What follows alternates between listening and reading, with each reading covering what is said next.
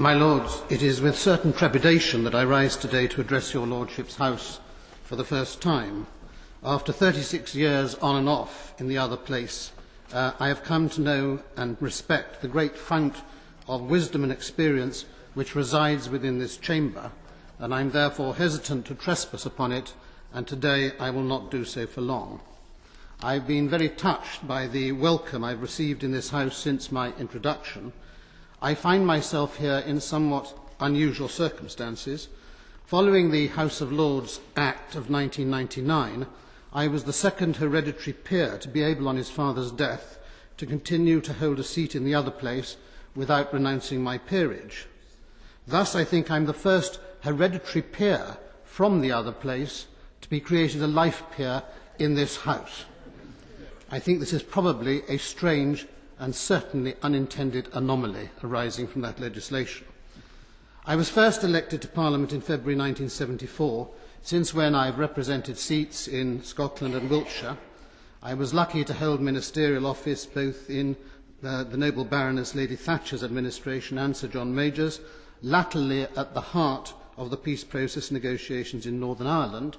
Subsequently, I was the chairman of my party, Shadow Foreign Secretary and Deputy Leader of the Opposition in what I affectionately call the midnight watches of my party's recent history.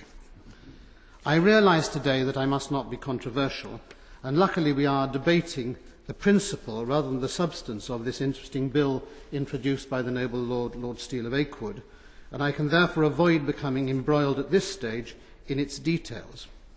I have long been involved in debates on the future of this House. I have to say I have generally resisted change, not because change was not needed. It is in the nature of the development of human institutions that change is not only necessary, but inevitable. My objections have usually been to the reasons for change, too often advanced not out of necessity, but from political ideology or partisan expedience. And I note what the noble Lord Steele said today about the necessity of this bill. What I wish to do today is to set out what I personally believe should be the basic criteria against which any proposals for reform of this House should be judged. First, reform should never challenge the democratically mandated authority of the other place. While this is not an issue in this bill, it could be significant in any future legislation which seeks democratically to elect either in whole or in part your Lordship's House. Secondly, reform should always seek to enhance rather than diminish the ability of this House to hold the government of the day to account.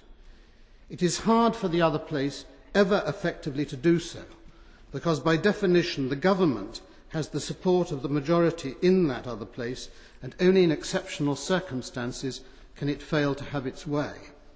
And that is why the inherent and indisputable value of your Lordship's House is that it can and does both hold the executive to account and can suggest to it in the most courteous way to go away and think again. Accountability is a key element of any healthy democratic system, and in ours it is this House which can truly provide it. Any reform which weakens that role does our democratic system no favours. Equally, any reform which seeks to create of this House a political echo of the other place, with a loyal and inbuilt government majority, not only dilutes the ability of this House to deliver that accountability, but also reduces, if not eliminates, its ability to ask the executive of the day to think again. And in securing this, it is vital that nothing is done which will reduce the breadth and depth of experience and expertise which epitomises this House. However, the greatest strength of this House in my political lifetime has been the indefinable spirit of independence, which, whatever its political makeup, has allowed it to challenge the presumption of the government of the day.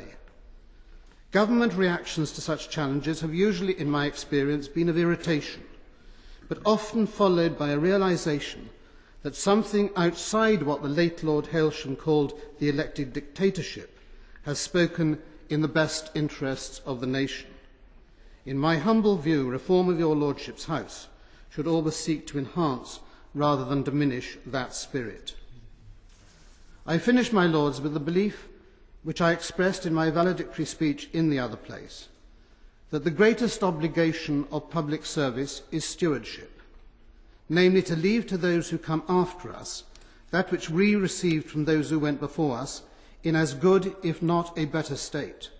And I reflected ruefully on that occasion that in my political lifetime our score in this regard was not impressive.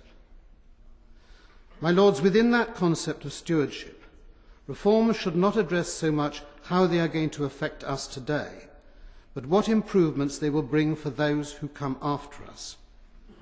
Stewardship must apply, not only in what we do to our environment, our economy and our society, but also, I believe, in what we do to our Constitution. Yeah.